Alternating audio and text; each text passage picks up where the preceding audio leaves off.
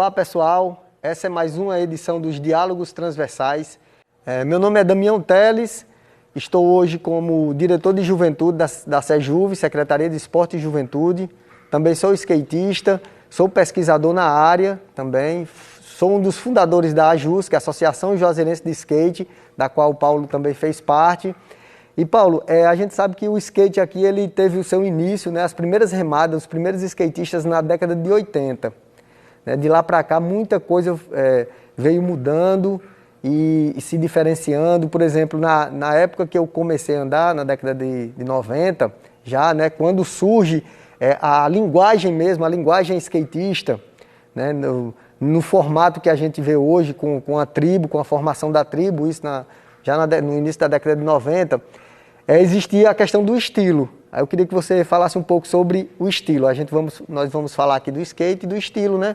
Que antes você viu o pessoal no começo ali na década de 80, com influenciado pelo movimento hip hop também que surgiu naquele período, né? O pessoal com as calças folgadas, mais largado. E hoje a gente vê uma diferenciação. Como você vê essa mudança, tanto de estilo quanto de perspectivas também? Olá a todos, saudações. Antes de tudo, eu quero fazer aqui minha audiodescrição, visando com isso esse projeto ser mais inclusivo possível. Eu sou um homem negro, estou de camisa azul com preto, tipo flanela, calça preta. O fundo atrás de mim é uma cortina preta. Estou de camisa, calça, de óculos. E, bem, é isso. Eu queria agradecer, primeiro de tudo, pela oportunidade de estar aqui, podendo conversar e dialogar para a juventude e para o público geral. E agora eu passo a palavra para Damião fazer sua audiodescrição. Fazendo minha autodescrição aqui, eu sou um homem negro, estou de boné, estou sentado em uma poltrona preta, de blusa preta, calça jeans, uso óculos, estou aqui ao lado do meu skate, atrás nós temos uma cortina com fundo preto e estamos participando aqui do Diálogos Transversais. Quero começar, Paulo, perguntando para você como foi o seu primeiro contato com o skate, o que lhe trouxe essa paixão, como foi o seu encontro com o skate? Cara, assim, porque para falar de skate e juventude, que é a cerne do nosso papo de hoje, a gente tem que não só falar do skate, isso é um ponto que eu queria destacar, falar de quem o pratica, do skatista. Quem são esses skatistas, esses homens e mulheres, de onde vêm, em quais locais eles praticam essa prática corporal, onde eles desenvolvem essa prática corporal. Então, assim, respondendo a tua pergunta, no início, eu entendo o skate, nesse aspecto histórico, que os jovens que praticavam ele dialogavam, numa forma de identificação, enquanto jovens, dialogavam com estilos de música que digamos assim, que eles se identificavam. Que ouvia LZO, que ouvia Sabotagem, e como ele ouvia muito isso, ele queria ser como o ídolo dele lá, que os caras andavam com a calça larga, uma roupa largada, né? Um visual, digamos assim, que para a sociedade tradicional era visto como uma coisa ruim, errada, de malandro, não sei o quê, e esses estereótipos. E assim, isso vem se modificando, esse processo de quais as tribos, onde é que o skatista, digamos, bebia suas inspirações, né? Na década de 70 e 80 veio muito do hip hop e do punk, do movimento punk rock, das músicas que eram ouvidas. E, Damião, na próxima pergunta, eu quero até falar um pouquinho mais sobre como o skate é uma prática individual, mas como o desenvolvimento dessa prática se deu de uma maneira coletiva. Porque eu acredito se não fosse de uma maneira coletiva, nós não estaríamos aqui hoje. Se a gente não tivesse fundado a AJUSC e lutado por exemplo, por direitos básicos como um local para praticar o skate, a gente não estaria, inclusive, tendo essa conversa aqui hoje como a gente está tendo. Inclusive, uma questão que eu vou colocar agora, que é a questão da discriminação.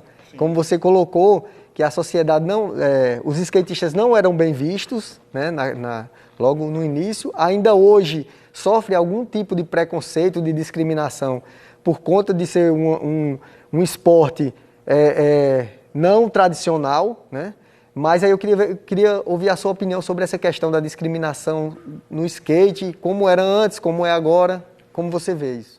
Na realidade, eu não vejo como um preconceito, na verdade, eu vejo como um racismo mesmo, como uma sociedade que se estruturou, ou se estrutura, né, através ao longo da sua história, do que é o Brasil, do que é o Nordeste, através de práticas, de ações e de linguagens que buscaram deixar à margem o jovem que digamos, que já estava à margem, que não tinha, muitas vezes, acesso a lazer, à cultura.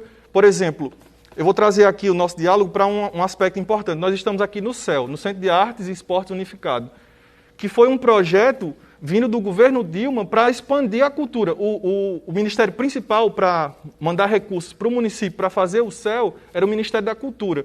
E isso eu acho um avanço muito grande do ponto de vista que, na história do Brasil República, não se tinha a quantidade de espaços, de prédios como esse, que a gente tem hoje, que essa política, eu não sei como é que ela está sendo desenvolvida hoje, mas eu sei que foi um avanço muito grande, porque na cerne do CEL, Damião, e você bem sabe disso, a ideia era que ele seja criado em locais de alta vulnerabilidade social, como o bairro que a gente está aqui, que é a Vila Nova, Pedrinhas, e que ele consiga ter um impacto social na vida daquelas pessoas do entorno.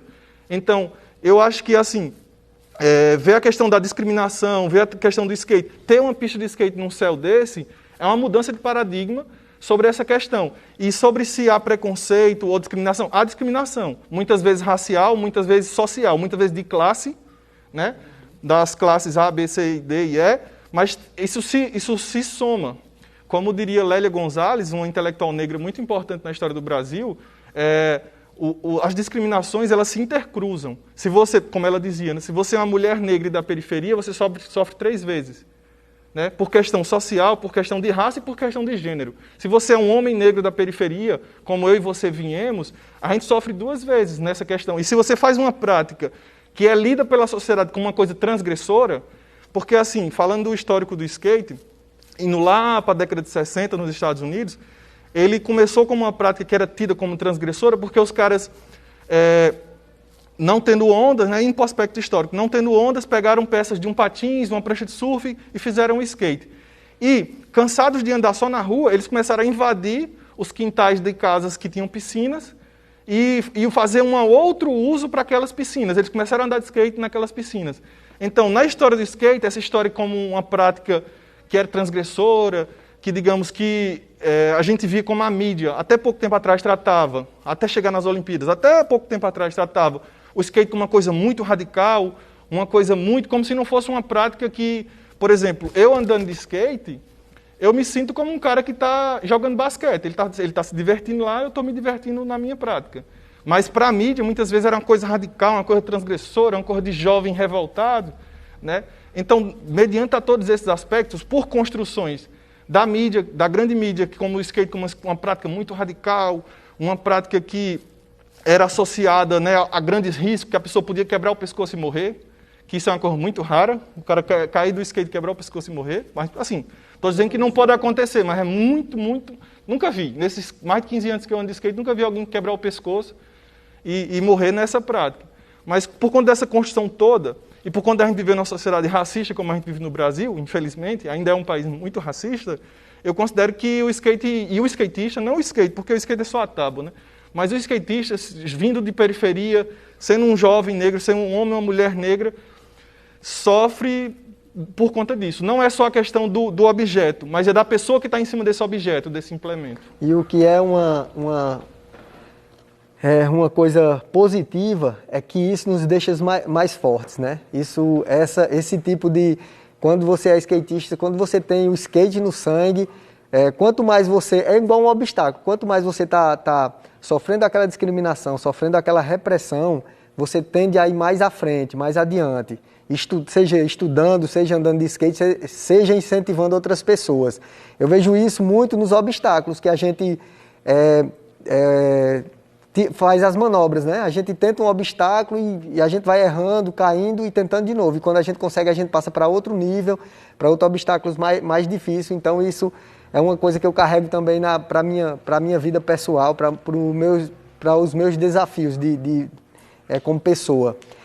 Paulo, a gente sabe que todos nós que somos skatistas, até hoje ainda, já passamos por algum tipo de discriminação, de agressão, de algum tipo de repressão a gente já passou. Desenvolvendo na prática.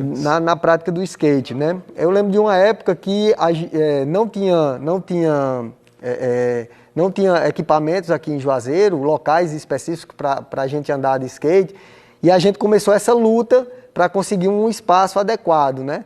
Aí eu queria que você falasse um pouco como foi essa luta, se você já chegou a ser agredido, discriminado, você como um skatista, e como foi essa luta até chegar a conseguir a pista de skate, né? Que você falou, a inauguração em 2009, né? Que hoje a gente está com 12 anos, né? De inauguração da pista, inclusive uma pista que passa gestão, vem gestão, passa gestão, e 12 anos e ela nunca houve uma reforma, né?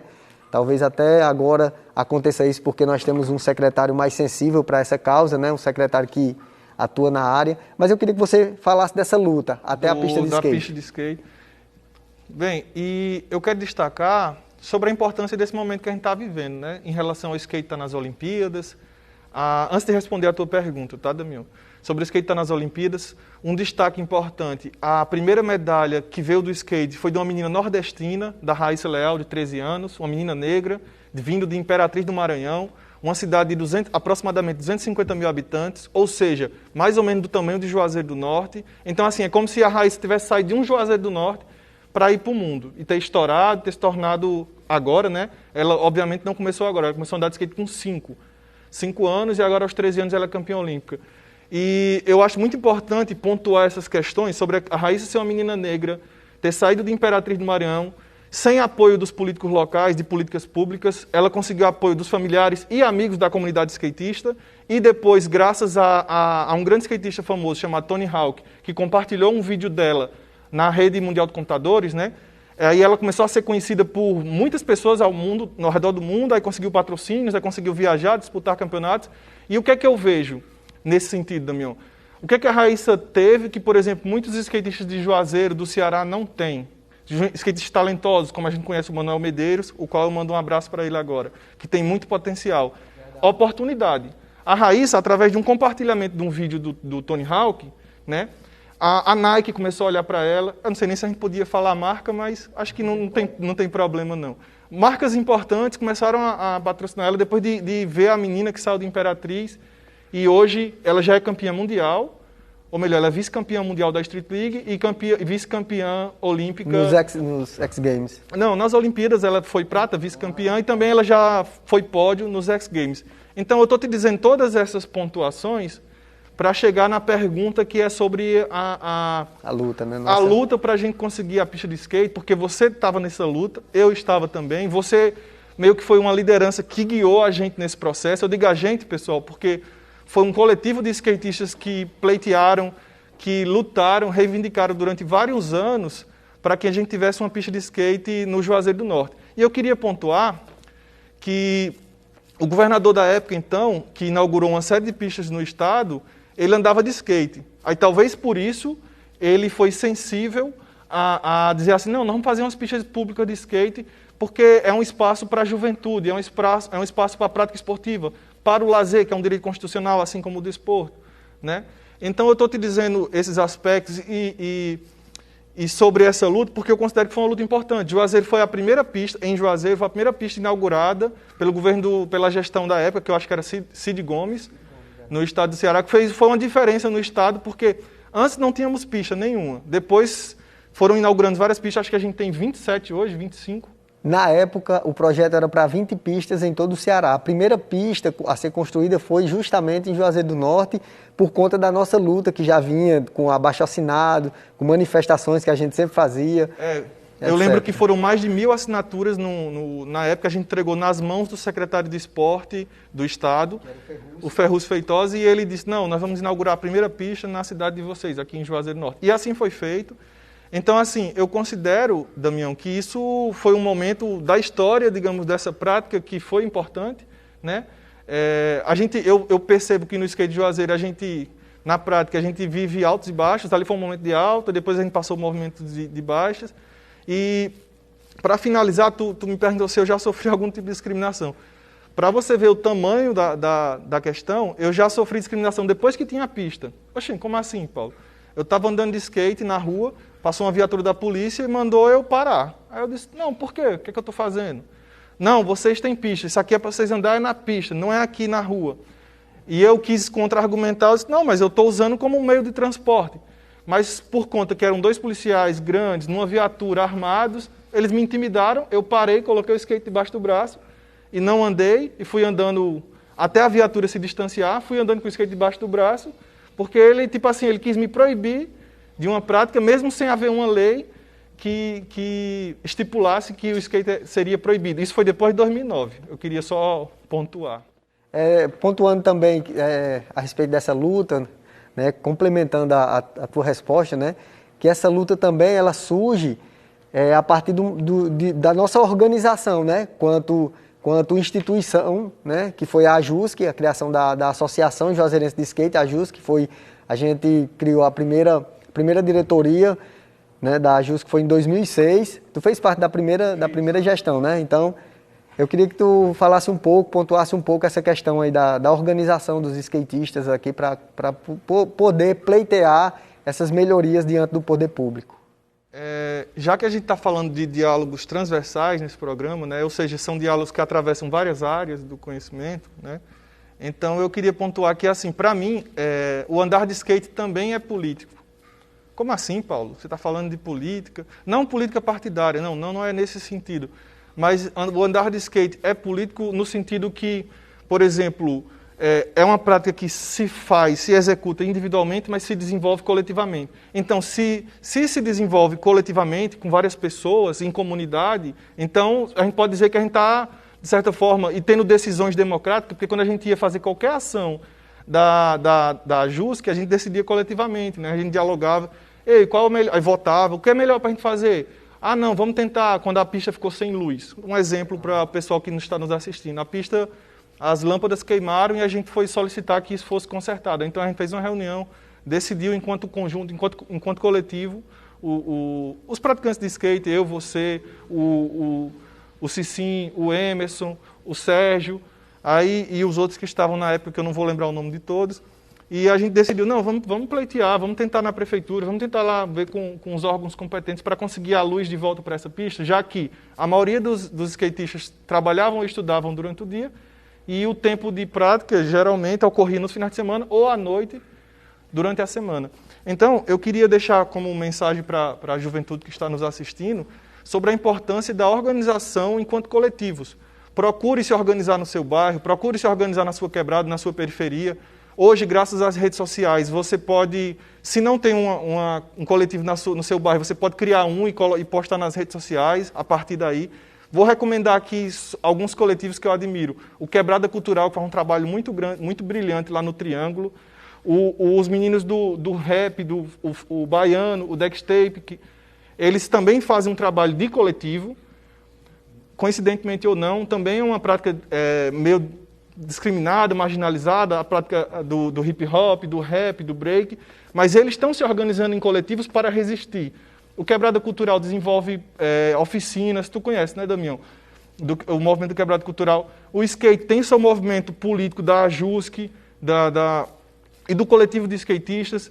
Então eu acho que a juventude, ou as juventudes no plural, porque não existe só um tipo de juventude, né, tem que se organizar coletivamente. Eu sei que não é fácil pleitear, buscar, lutar por melhorias, por direitos sociais, numa sociedade que nem a nossa, que a gente tem que lutar todo dia para sobreviver, né, para trabalhar, para ter o que comer, né, numa sociedade que a gente sabe que no Brasil é desigual, e nesses últimos anos, com esse governo que aqui está, o governo federal presente, o governo federal não tem ajudado, a gente tem notado que o preço das coisas estão subindo.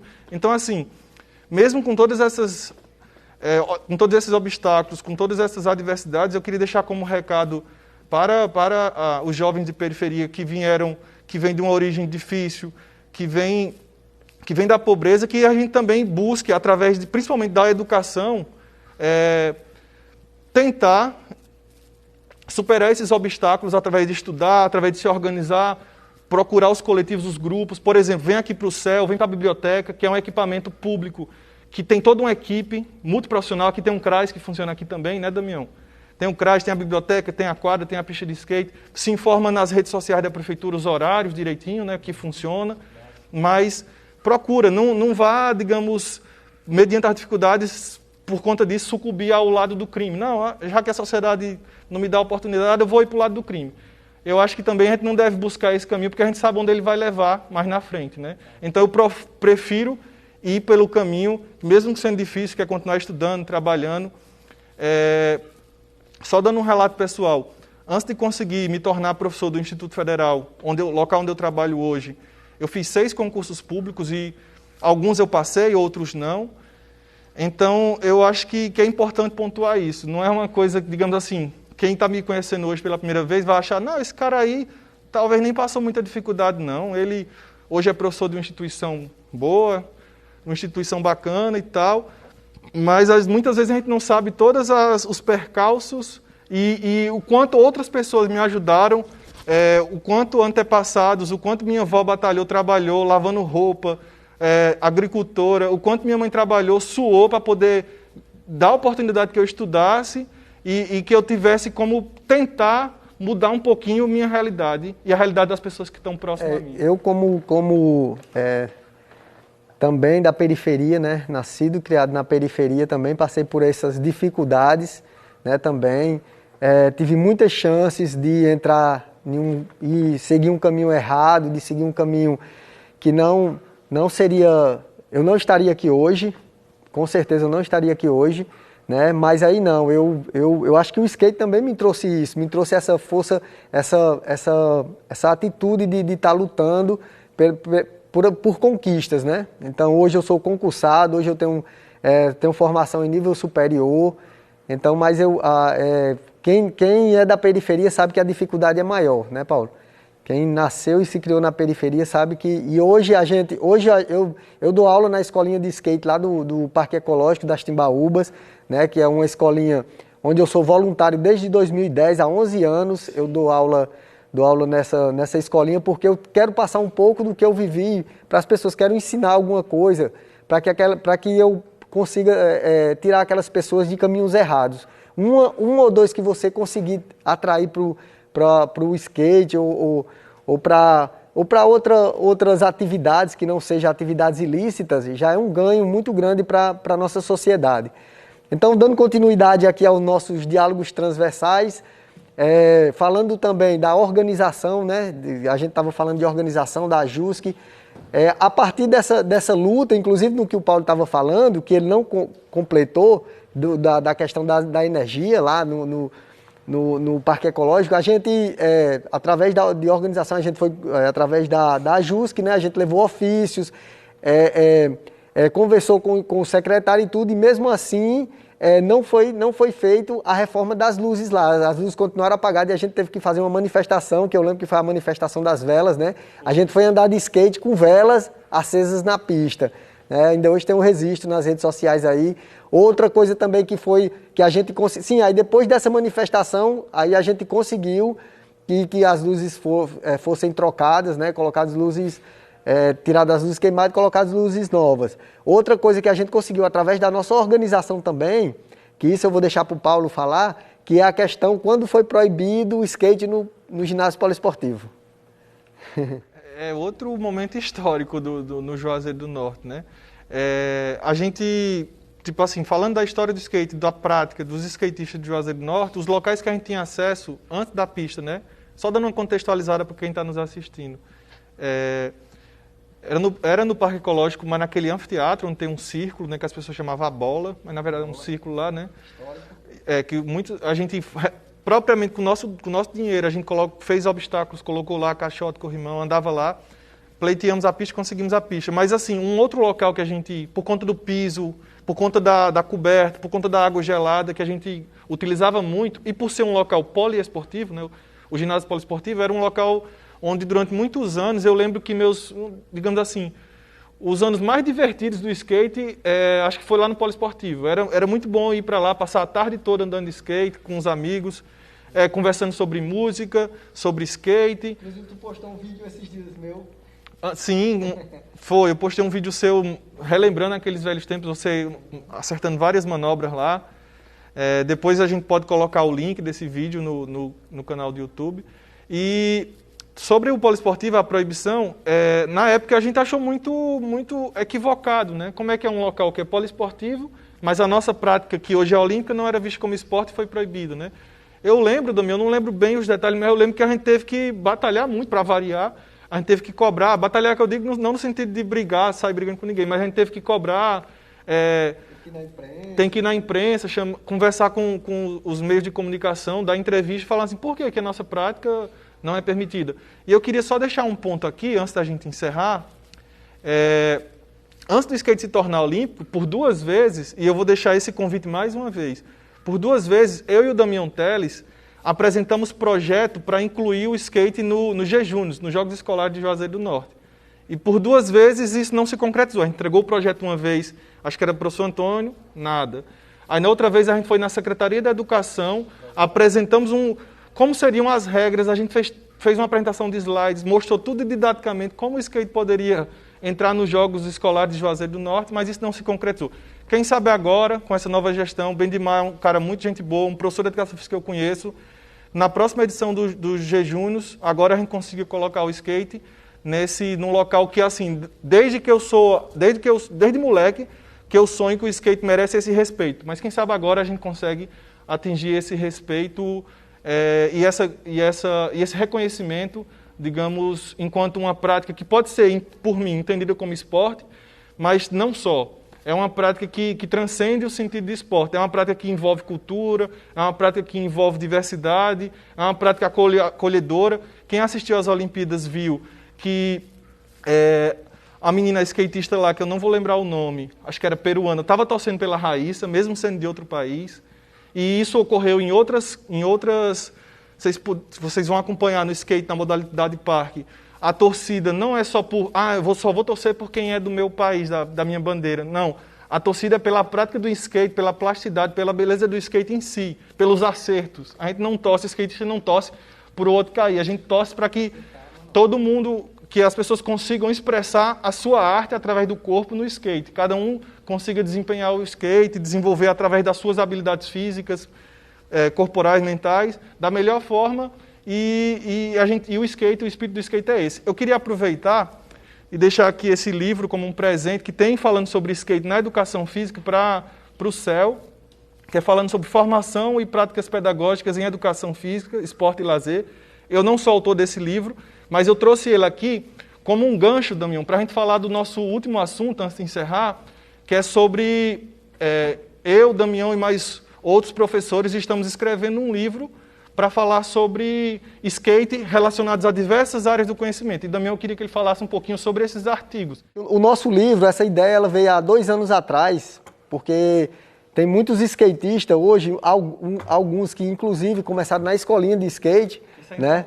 Hoje estão fazendo faculdade. Então a gente teve a ideia, né? Eu e o Paulo tivemos a ideia de reunir essa galera que é skatista, ou que já foi skatista, ou que já andou de skate, a escreverem artigos relacionados com a sua área de atuação nas universidades, né, na faculdade ou no trabalho.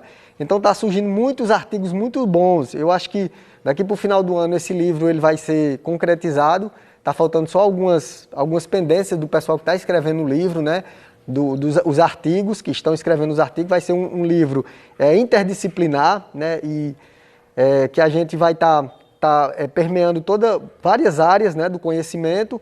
Aí tem alguns colegas nossos, por exemplo, o Maguinho, que é das ciências sociais, o Ramon, que é do direito. Ele está discutindo, no direito, ele está discutindo o direito à utilização dos espaços públicos pelo skatista, o direito constitucional, né? E, por exemplo, nesse artigo também ele discute sobre o papel do terceiro setor, das associações e ONGs, para cumprir o papel que o Estado às vezes não cumpre, que é ter, por exemplo, um projeto social de skate. Vamos dar spoiler, não. Não vou dar muito spoiler sobre o livro. Sem spoiler. Mas esse é um dos artigos. Um da educação física que eu estou escrevendo. É sobre os saberes inerentes à prática do skate, dialogando com a educação física escolar. Nós temos o da Verônica, que trata do skate e do feminismo também, um artigo muito bom, que está sendo feito, né? Tá em fase, só falta as considerações finais, né? Para ela entregar. A maioria dos artigos já estão prontos, né? No meu caso, eu estou escrevendo sobre a ocupação dos espaços públicos pelos skatistas, né? No meu caso vai ser 2 artigos, o Paulo também vai escrever 2, né? E já estão prontos os nossos, mas tem vários outros, são 12 escritores, né? 12 skatistas que vão escrever sobre o skate, que trata do skate aqui local, juazeirense. Né? E eu queria aproveitar esse espaço, assim, eu sei que eu já falei isso, final, né? Mas até para, por exemplo, para editoras, para a Câmara de Vereadores de Juazeiro do Norte ou a Assembleia Legislativa do Estado de Ceará quiser financiar a produção e distribuição desse livro, a gente conversa e eu acho que seria um marco muito interessante discutir sobre skate, juventude, políticas públicas, tanto no direito, na educação física, como o Damião, ele está terminando a administração pública, a discussão também permeia a área da administração pública, dos direitos sociais. Então, eu acho que vai ser um livro muito bom e seria interessante se a gente conseguisse algum tipo de financiamento. Eu sei que pela Assembleia Legislativa existe um recurso para tal, eu acho que também a Câmara de Vereadores poderia ser um caminho viável para isso, então, no mais, eu acho que é isso. E outra coisa, vai servir de referência para as futuras gerações que forem pesquisar o skate aqui em Juazeiro, porque eu tive muita dificuldade em encontrar referências aqui. Paulo também, como pesquisador, também teve muita dificuldade, então a gente teve essa ideia para a gente deixar as referências, né? Mas eu acho que é isso. E outra coisa, falando dos jejunos, né? Hoje nós temos um secretário que andou de skate, eu queria frisar isso. Isso é importante. Que andou de skate, então ele tem uma acessibilidade maior, né, para essa questão, ele entende a nossa linguagem. Então eu acho que se o jejum nos voltar, eu acho que volta já com skate já. E eu queria pedir para o Paulo fazer as suas considerações finais, Paulo, para a gente encerrar aqui os nossos diálogos transversais. Fique à vontade, fale o que você quiser, fale a frase que você trouxe aí para a nossa juventude, para nossos munícipes aqui de Juazeiro do Norte. Como uma fala final, assim, só para deixar claro o sentido também, como uma mensagem. Se você não conseguiu gravar essa mensagem de hoje, mas se você conseguir gravar o sentido dessa frase que eu vou ler agora, do grande pensador e escritor brasileiro Milton Santos, eu acho que já vai ter valido essa minha vinda aqui para a gente trazer esse diálogo transversal, que eu penso que foi o mais transversal de todos. A gente falou sobre skate, mas sobre diversos assuntos que permeiam essa prática. A frase é: a força da alienação vem dessa fragilidade dos indivíduos que apenas conseguem identificar o que os separa e não o que os une. De Milton Santos, e obrigado. Skate, boarder. Tamo junto, galera. Valeu. Esse foi mais um Diálogos Transversais. Até a próxima. Eu sou Damião Teles, estamos ficando por aqui. Valeu.